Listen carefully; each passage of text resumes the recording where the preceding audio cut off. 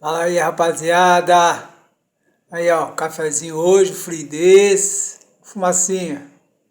Tomar um cafezinho? Deixa eu liberar uma palavra de Deus para a sua vida nesse dia.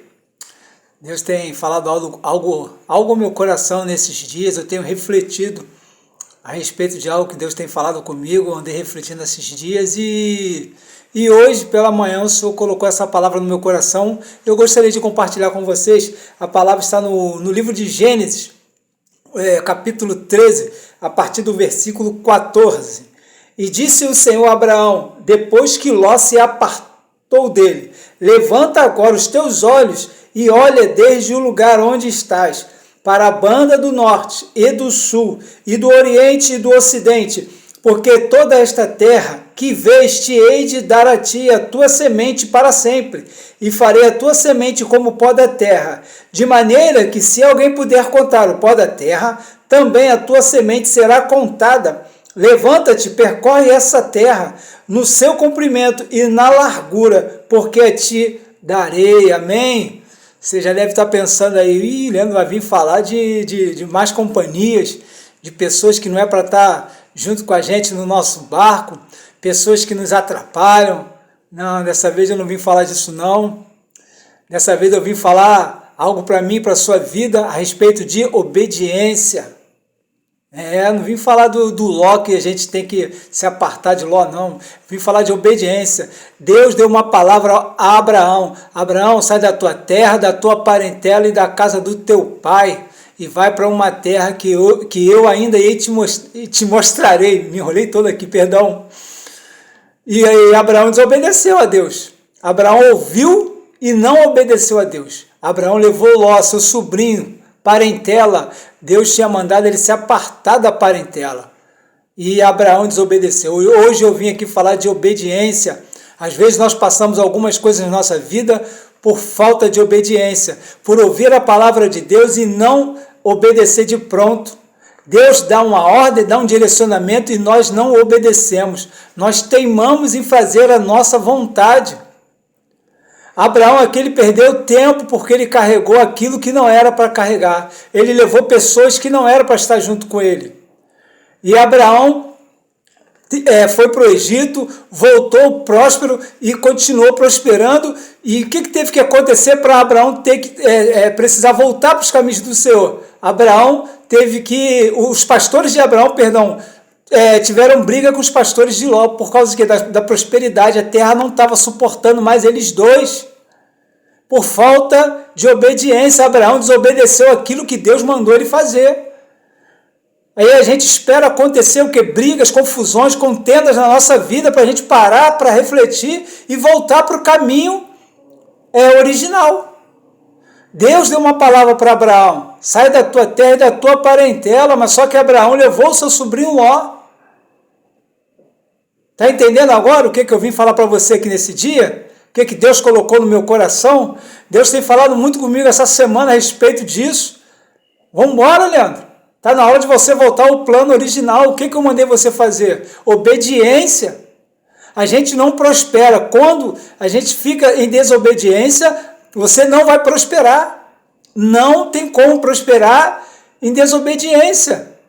Você vê que depois que Abraão se apartou de Ló, Deus abriu todo o plano para Abraão. O plano original é esse. Aí levanta a tua cabeça aí, olha toda essa terra aí, ó.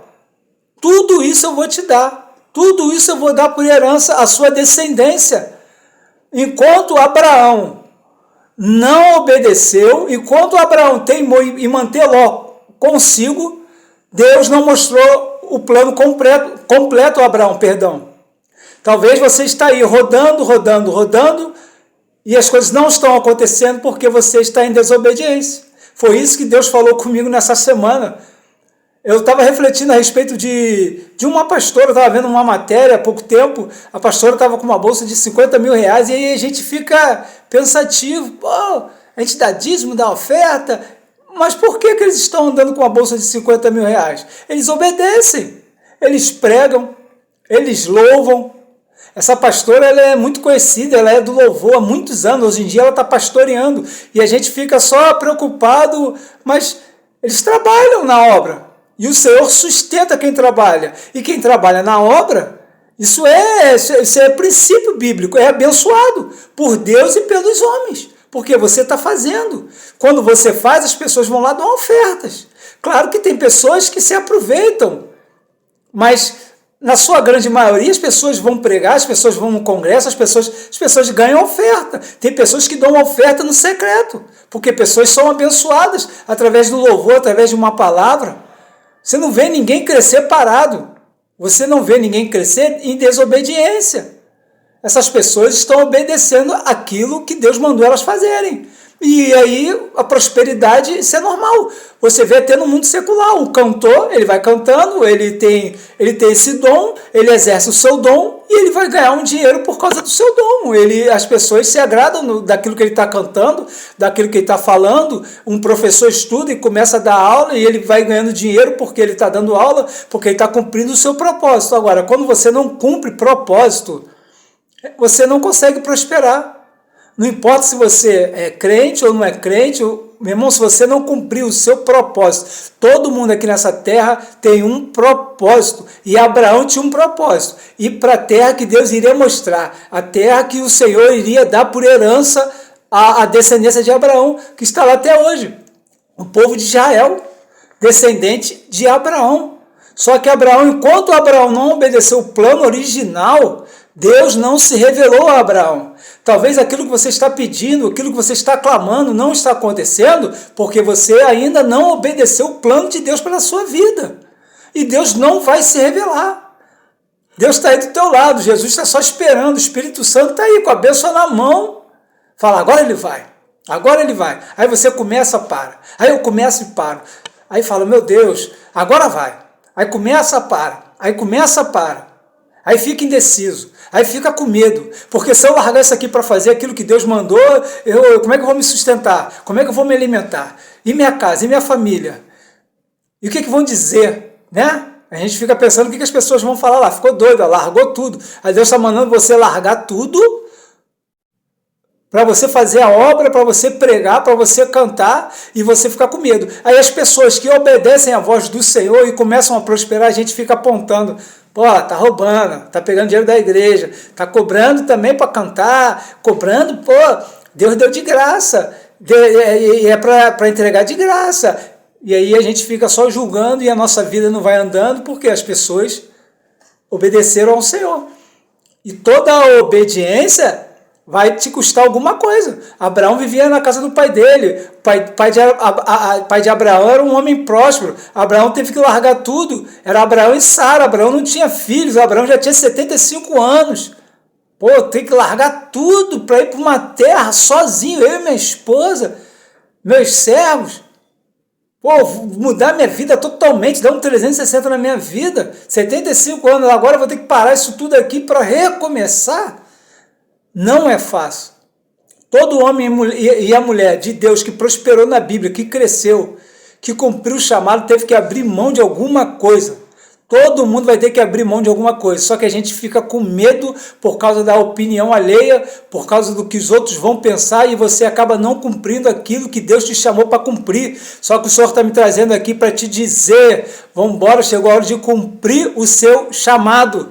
Chegou a hora de cumprir aquilo que o Senhor te chamou para fazer. Todo mundo tem um propósito.